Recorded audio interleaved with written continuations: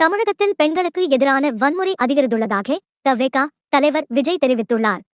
இன்று பெண்களுக்கு எதிரான வன்முறைகள் ஒழிப்பு சர்வதேச தினம் கொண்டாடப்படுகிறது.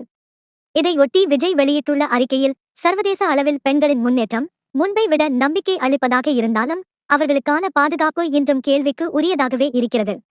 பெண் விடுதலை பேசும் தமிழ்நாட்டில் பெண்கள் மற்றும் பெண் குழந்தைகளுக்கு எதிரான வன்முறை சம்பவங்கள் நாள்தோறும் நிகழ்வதாக வரும் செய்திகள் துயரம் அளிக்கின்றது.